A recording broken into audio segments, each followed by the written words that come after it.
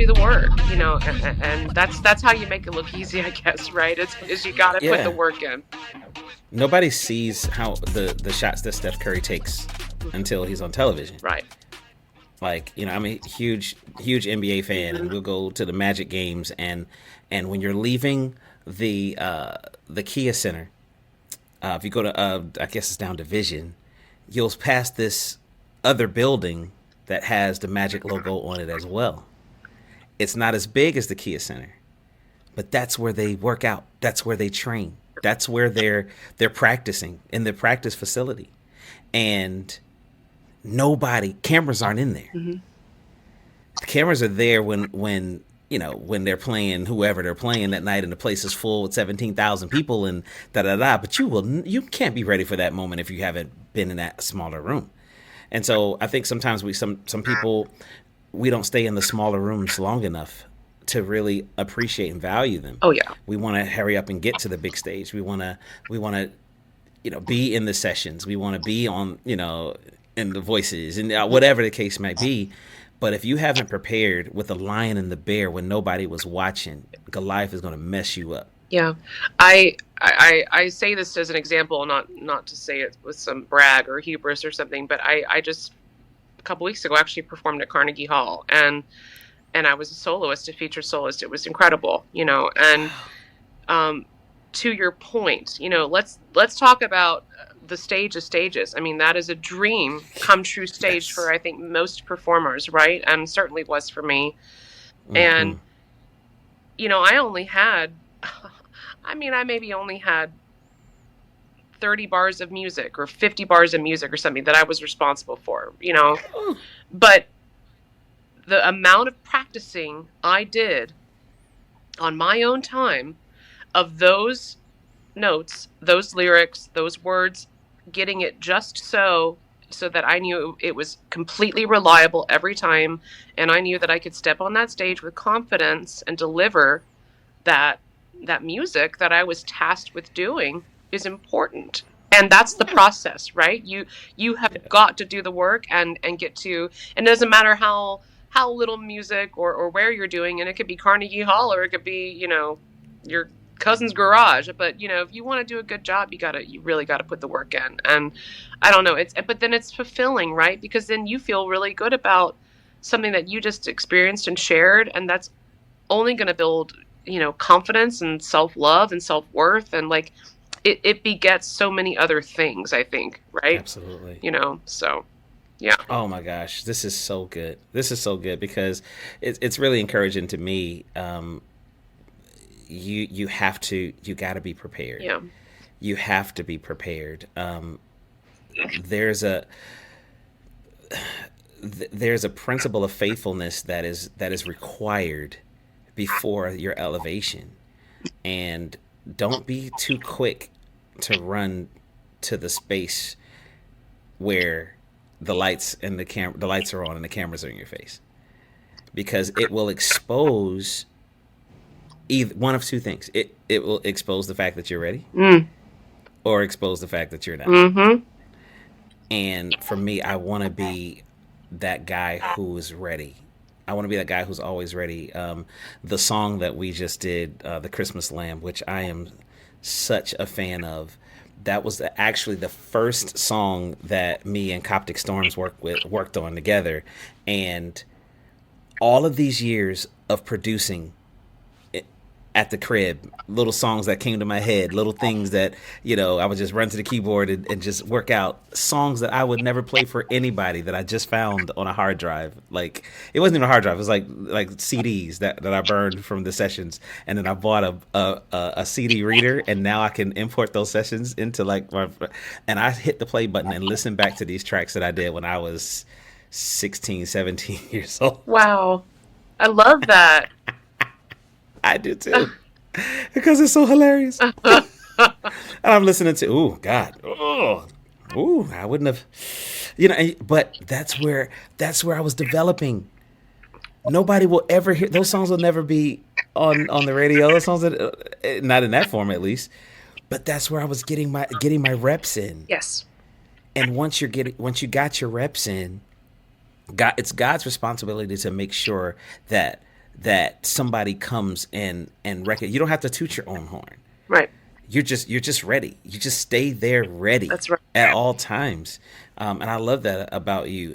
And let's now go to the conversation about being you've been ready to be in that space, living in that space, flourishing in that space, and then it's like, okay, what's next? Mm-hmm. That is a very, very real thing, because and a lot of times people will hold you to the you that they met you as. Ooh, yes. Whoa. People will hold you to the you that they met you as. Oh, what do you mean? What do you mean you're gonna not do that anymore? What do you mean you're gonna let that go? I mean, that's because that's all they've ever known of you. That's how they met you. Yes. And they're holding you to that person when there's so many layers of who you are inside. Let's talk about that. Wow. I mean, that is so just keen and true. And I'll tell you, it's certainly something I've actually been very much experiencing in my own journey lately. And, you know, just because you can doesn't mean you should is kind of also something like I feel like resonates with that phrase that you said earlier, because I certainly have such a grateful heart for all of the performance experiences I've had over the years. One in particular with Disney. You know, I was with Disney for 18 years. That's incredible. I mean, it was a dream come true to be part of Voices of Liberty, to do so many shows and opportunities on property, you know, be a cast member for all those years. But I was reaching a point where I felt like it was time for me to leave that behind. And it was felt like a really seismic shift. And at times it felt like the wrong decision. At times I felt really fearful about it, and I felt insecure about my decision. I'm like, gosh, why am I doing this? You know, I could probably be there for many more years and get to perform, and I really, you know, I do enjoy it, but I felt this call and I felt this pull, and I just, in the deepest part of me, that was so clear, and it just was saying, you gotta go on to the next thing. You will not grow if you stay. And, Wow. And I want to grow, right? I want to make the most of life and explore this beautiful world, and see what heights or lows or whatever, everything in between my career could come to, you know, and the only way that's going to happen is if I step into that unknown. And boy, is that a scary place to step. But you have to step before the net is there. You have got to take that leap of faith and put one foot in front of the other into these new environments and these new experiences where you do feel new, where you might feel small, where you might feel slightly unprepared at first, you know, but with time and with faith and with trust in yourself too, comes that inner belief of like, okay, maybe I can do this. And maybe I can do something that's not familiar. Maybe I can do something that people don't know me for, like you said earlier. It's okay to show people new things, right? And new parts of yourself. How do you then answer the question of, sometimes it could be a phase where you're just bored, and the other times it could be a call, like this voice that's calling you to something that's over there. So, you know, some people, anytime they get frustrated in a spot, they're like, oh, must be time to do something new. Right. Well, maybe, but then again, maybe not. So do you ever wrestle with the difference between those two spaces? Absolutely. I think discernment is a really useful tool in situations like that. And that's something that, you know, kind of comes from knowing yourself well, and kind of doing that inner work to really know who Khristian is, who Sarah is, you know, or who, you know, whoever's listening, you know. So I think discernment is part of that. But I also feel like when, this is just at least in my experience, when it was kind of that larger call or pull, it kept knocking at the door. Does that make sense? I Yeah, wasn't something I could ignore. It was like, okay, I have this that's idea. good. Oh, that would be fun. I think I want to do, for example, like I want to be more of a songwriter and be more in a creative end of things. I want to add that to my portfolio. And I was like, okay, that could be fun. And opportunities kept presenting themselves to do that. And when I would ignore that call on my heart, it was like, Sarah, it's like, knock, knock, knock. It's like, I'm still here. You can't ignore me. And I think it's those kinds of things when it's like, okay, yeah, I get it. All right, I'm supposed to do this. I hear you. Right. Yeah. Mm-hmm. It just doesn't end. It's like this thing that you just can't get away from. Yeah, it's an itch you have to Um, scratch a little bit. you have to, and you have to. And I think another one of those ways for me is I have to ask myself, have I maxed out every inch of where I'm at? Yes. Because if I haven't, then there's still more work to do. Yeah. You can't say to yourself, well, I'm just finding so much turmoil on this job, and I just feel so uncomfortable here, and people are always like at my throat for whatever reason, and such, and all these kind of. I think it's time for me to leave, but you show up late to work 3 out of 5 days a week. Mm, yeah. You're not maximized in that space. They're probably in your grill because you're late all the time, or because your performance is. If you, I could understand if you have checked all the boxes, proverbial boxes, where there's nothing else for you to do. Mhm. There's nothing else for you to give. There's nothing, nowhere else for you to go. You've maxed out everything. It's like when Jesus said, "The evil one has come and he's found nothing in me." It's I'm maxed out. Mhm. I've done. It is finished, is what he said. It is finished. I have done the work that my Father called me to do, and I'm done. It's not. There's nothing else to do. Meaning, I've every stage that presented itself in this space. I've done all of those. I've maxed. There's nothing. There's no room for growth over there.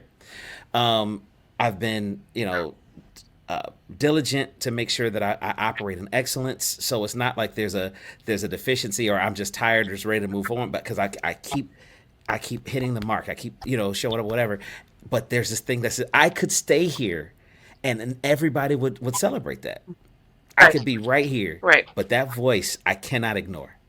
That call, that pull, I cannot ignore. It's like I was talking to a guy, for a homeboy of mine, and I was talking about doing music, and he challenged me in that I said I don't think that I want to be a gospel praise and worship artist. It's like, dude, I could do that in my sleep. It's just I just it's what it's what I have done, what I've always done for all of my life. Is what it feels like. It's like there's nothing else for me to do there. Yeah. Now opera, never done that. That's something that's calling to me. And it's like I could stay here and people would be okay and they would accept that and just be fine with it. But this other thing that just keeps nagging at me, I'm kind of scared. I can't see around the corner over there, and it's a little bit dark because I don't see it. But there's these voices that are over there that are calling me, Mhm. and it terrifies me a little bit. I actually like that feeling. Yeah. It's like being on a roller coaster. It really. It's like Yeah.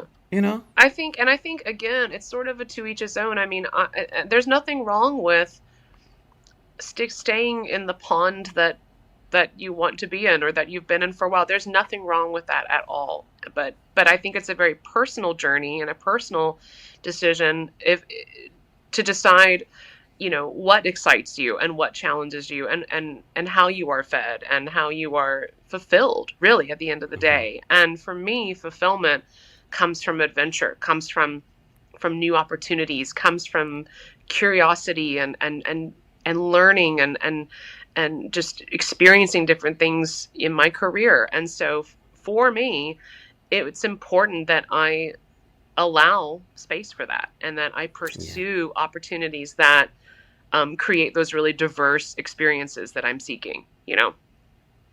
Man, I love that. What are some of the challenges that do you feel like? I'll ask the question like this: do you feel like you stayed longer than you probably should have, or do you feel like everything just it was it's supposed to happening in this timing and stuff like that. I very much believe that things happen for a reason, happen when they're supposed to. So for me, hindsight's always 2020, right? I could say, oh, I could have, maybe left Disney sooner or this, but I really believe at the end of the day that I made my decision when I was supposed to, and luckily I still get to sing for Disney, which is so great. I'm still plugged in because I love Disney, but for me, I really needed to create.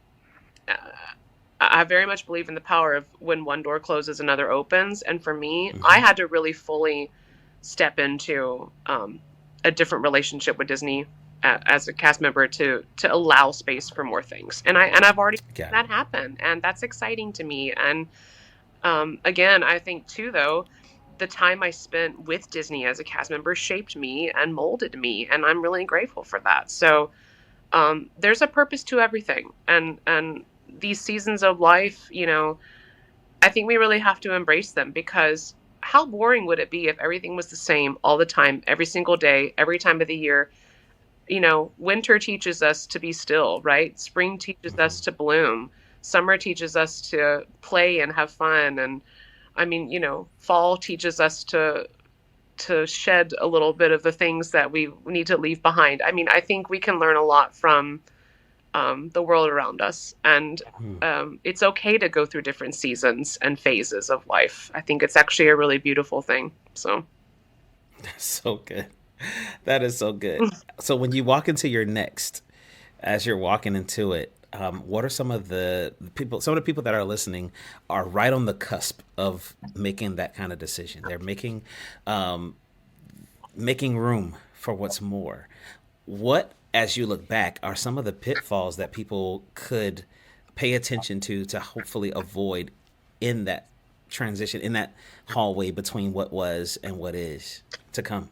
I think I think something that I found really helpful, and I hope could help others, is to just listen to yourself, um, and not in a kind of ego way, or like, I don't know, critical way or something, in a kind of a inner stillness and peace and way of knowing, um, and trusting yourself, trusting your decisions that you make, because there will be a lot of opinions, right? There will be a lot of influence and a lot of people that may or may not understand why you do something. Hmm.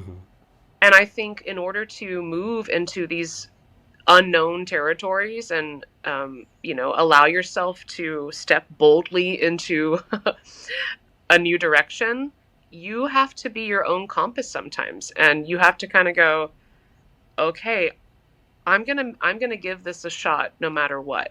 And I have to understand that people may not get it, or they may not see the vision I see. They may not, because they're not on that path. You're the one on that path. That's your road to walk.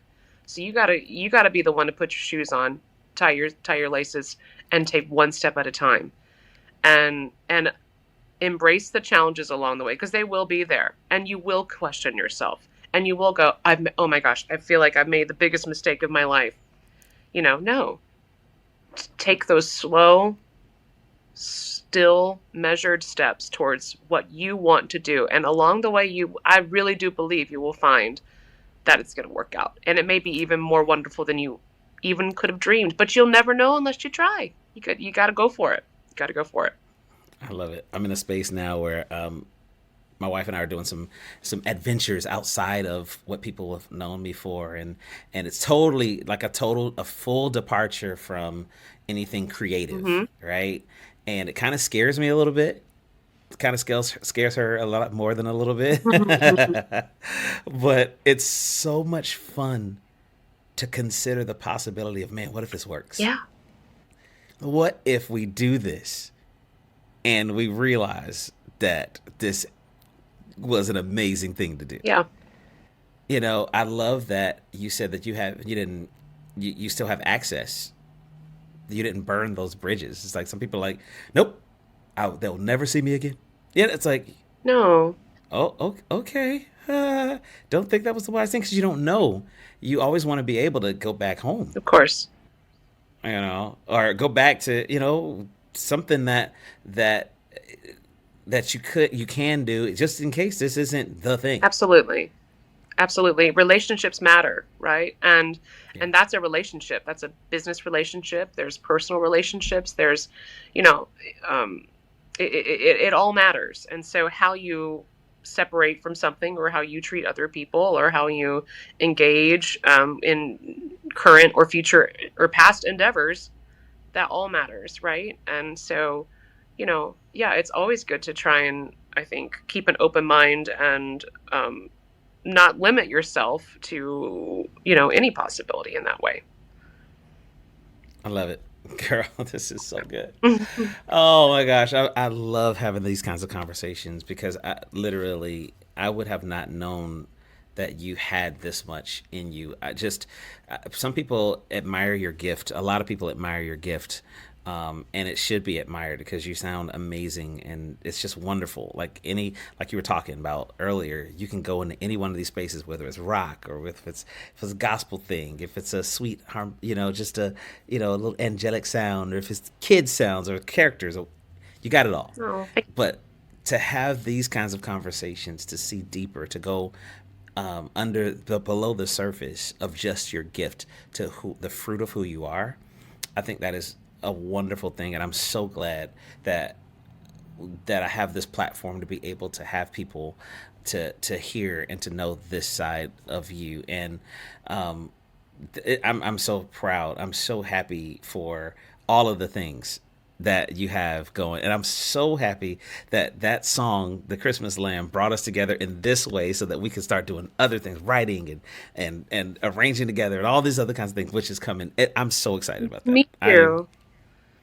So excited. Thanks, Khristian. Yeah, You, I think it's awesome, and I'm just honored and really really thrilled to be in your orbit and doing cool things with you. oh man, this is great. Okay, so we end our conversations, our interviews, asking our guests 3 questions. Same 3 questions, Cool. right? So, question number 1: what is the origin story of one of your childhood nicknames?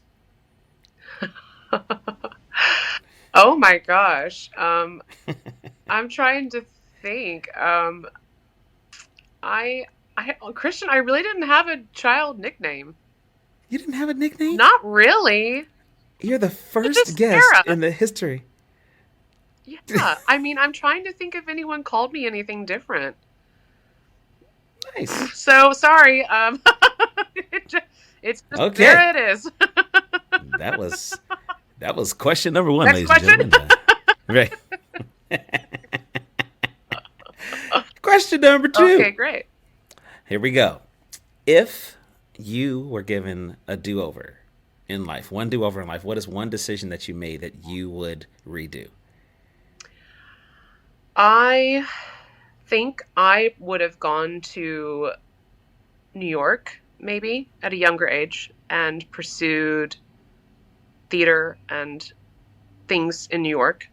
Not that I still couldn't, but I think it would have been exciting in my more youthful days, to have kind of been a little bolder in that way. And I'm really glad I went to Disney in Florida, and I'm so glad that worked out the way it did. But I always wonder, if I had gone to New York instead, what that would have looked like. Maybe, I don't know. Who knows what? Wow. Yeah. So that's something I think about sometimes. I think geography does have a lot to do with capacity. Mm-hmm. And environment, right? Mm-hmm. Environment has a lot to do with capacity. We can look at the goldfish, for instance, and we all know that if you put it in a small, thing, it will grow to the size of the environment that it's in. Right. I think about that too. Mm-hmm. I remember saying to God that if He wanted me to be, if you want me to be in Los Angeles, I need a helicopter because I cannot do the traffic. That's So valid. I can't do the traffic. I need to be able to go from rooftop to rooftop, get in. You know what I mean? Spider-Man. You know what I'm saying? I need that. Totally. And what's really funny is that year that I said that, somebody gave me a toy helicopter for Christmas. Wow. And I think about that sometimes, every now and then. Yeah. Because I'm so happy with where I'm at and all these other kinds of things. But I think about that sometimes. And I would think about that and be like, dang, I wonder if that was what God was saying, go to L.A. Right. But then, Sarah, I remember God said in his word that, we sing the song by Fred Hammond, you're blessed in the city, we're blessed in the field, we're blessed when we come, when we go. It's like wherever you go, the blessing is in you. The blessing is on you. So if you go to LA, you'll be blessed there. Yeah. If you stay in Orlando, you'll be blessed there. Yeah. If you decide to go to North Carolina, wherever it case may be, you'll be. I have a friend of mine who incredible horn arranger, and he fell in love with a lady that's from the UK. So he left and went over there. Yeah. And is killing the game over there. Yeah. Blessed in the city, blessed in the field. Whether you come, whether you go, whether you stay, whether you leave, I'm with you. Yep. I'm with you always. And so I'm glad that you didn't go to New York, so I can know you this way. I would have probably, if God wanted us to be together, of course, that would have happened anyway. But that's a really cool perspective, though, for a lot of people that are in that valley of decision. If it's within your power to go explore that, then go explore that. You can, don't. Yeah, you can always, shift and make a change. Always. Yeah. Absolutely. I love it. I love it. Last question. Question number 3. Okay. In what way in your life would you like to look more like Christ by this time next year? Oh my goodness. I think that it's just a pretty straightforward for me, is just embodying love and unconditional love. I think for me, at least, that's the lesson of Jesus, and how can I love unconditionally and accept people and love them? That's it for me. So to me, that's a daily choice and a daily pursuit that I hope I can only always try and be better at doing. And also loving myself too. I think that's part of it too. Loving others and loving yourself unconditionally. That's what Jesus taught. And so I think I love it. For me, pretty simple. That was easy. You answered 2 out of 3. That's not bad. Yeah. It's like, no nickname. Nope. Yeah. Not at all. Yo, Sarah, thank you so much for being on this podcast. I bless you. I bless your endeavors. The things that you put your hands to, I pray that they prosper exceedingly. I pray that people hear your voice and it does something to their spirit on the inside that words can't explain. I pray that the goosebumps are more than just that you would be anointed, that no matter what stage you stand on, that regardless of whether what you're singing is things of a spiritual nature, or things in sessions or Disney or Carnegie Hall, whatever it is, that when people hear you, that there's something about you that they might not be able to explain, but they'll know that it's not of this world, and like that God will cause your voice to be the thing that allows people to hear him in this earth. I pray that for you. Thank you so much, Khristian. Thank you. Thank you for having me today. This has been awesome. Thank you. Love you, sis. Love you too. All right, good people, listen up now. If you enjoyed that episode, trust me, there's a lot more where that came from. So make sure you subscribe to Tombslayer YouTube page, because you don't want to miss one of these conversations. You don't want to miss this sweet, sweet hat game either now.